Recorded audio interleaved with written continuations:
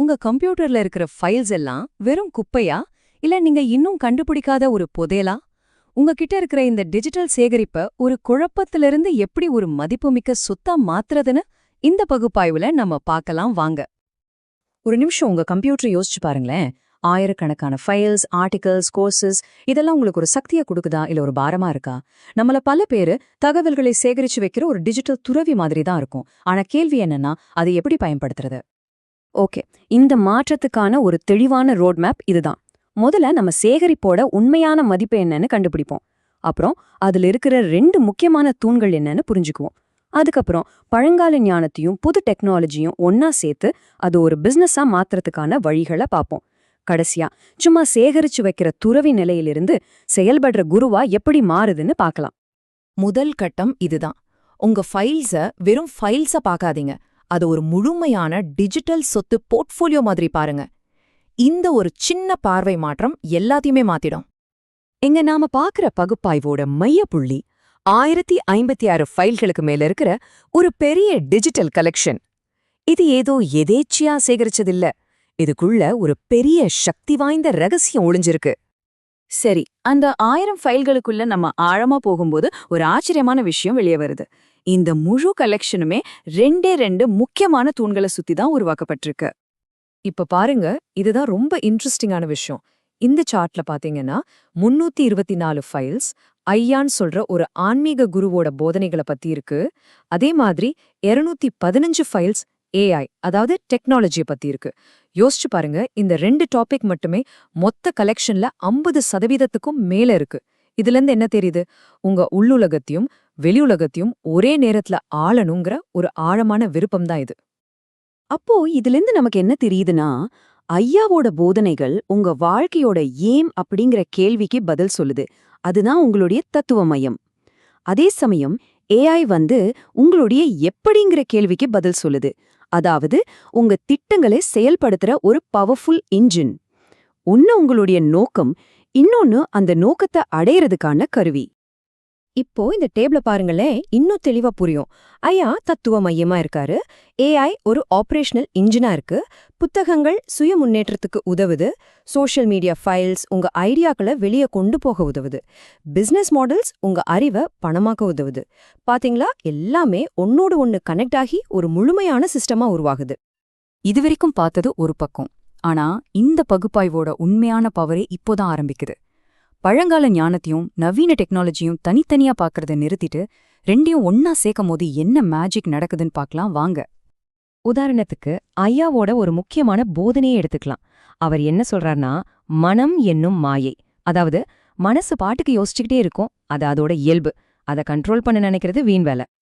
இந்த பழமையான ஞானத்தை இப்போ இருக்கிற டிஜிட்டல் உலகத்துக்கு எப்படி பயன்படுத்துறது?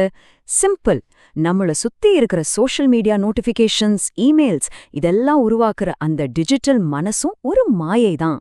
அதை கண்ட்ரோல் பண்ண நினைக்காதீங்க, அது ஒரு மாயேன்னு புரிஞ்சுக்கிட்டாலே போதும். இதுதான் டீப் ஒர்க்கோட முதல் படி. ஐயாவோட இன்னொரு பவர்ஃபுல்லான கருத்து, மனதில் உறுதி வேண்டாம். இதுக்கு என்ன அர்த்தம்னா, ஒரு குறிப்பிட்ட ரிசல்ட் வரணும்னு பிடிவாதமா மனசுல அழுத்தத்தை ஏத்திக்க வேண்டாம். செயல்ல மட்டும் கவனம் வைங்க, பலனை பத்தி கவலைப்படாதீங்க. இது பிசினஸ்ல எப்படி அப்ளை பண்றது?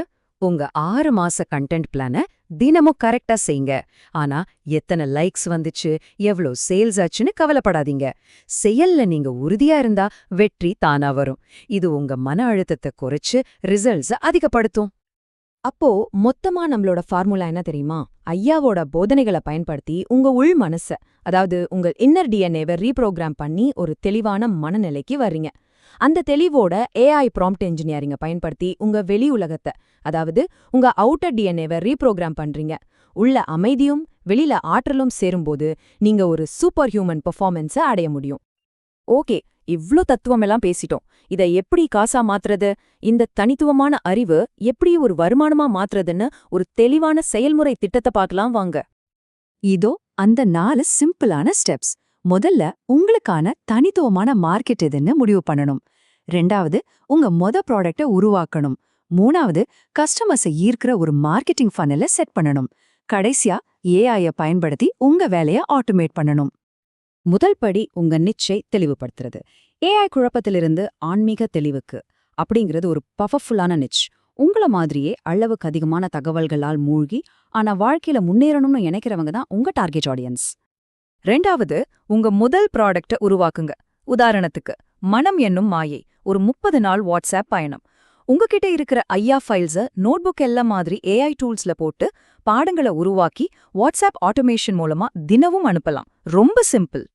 3வது, உங்க மார்க்கெட்டிங் ஃபனல். சோஷியல் மீடியால ஃப்ரீ கண்டென்ட் கொடுத்து மக்களை ஈர்க்கணும். அப்புறம் ஒரு சின்ன ஃப்ரீ பிடிஎஃப் கொடுத்து அவங்க ஃபோன் நம்பர் இல்ல இமெயில் வாங்கணும். கடைசியா உங்க பெய்ட் வாட்ஸ்அப் கோர்ஸ அவங்களுக்கு அறிமுகப்படுத்தணும். அவ்வளவுதான். இந்த சார்ட்ட பாருங்க, உங்களுக்கே புரியும் ஏஐயோட மேஜிக் என்னன்னு. ஒரு ஆர்டிக்கல் எழுதி அதை வீடியோவா மாத்தி சோஷியல் மீடியால போஸ்ட் பண்ண முன்னாடி 4 மணி நேரம் ஆயிருக்கும். ஆனா இப்போ ஏஐ உதவியோட அதே வேலையை வெறும் 20 நிமிஷத்துல முடிக்கலாம். இதுதான் ஏஐ பவர்ட் ப்ரொடக்டிவிட்டி. சரி, இப்போ நாம கடைசி கட்டத்துக்கு வந்திருக்கோம். சும்மா தகவல்களை சேகரிச்சு வைக்கிற ஒருத்தரா இல்லாம அந்த தகவல்களை பயன்படுத்தி மதிப்பு உருவாக்குற ஒருத்தரா மாறுறது எப்படி? இங்க நமக்கு முன்னாடி 2 சாய்ஸ் இருக்கு. 1, டிஜிட்டல் துறவி. நிறைய தகவல் இருக்கும், ஆனா செயல்பாடு கம்மியா இருக்கும்.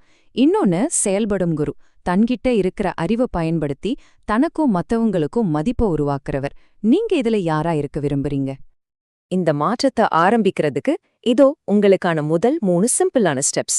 1, இந்த ஐயா ஏஐ தத்துவத்தை முழுசா உள்வாங்கிக்கோங்க.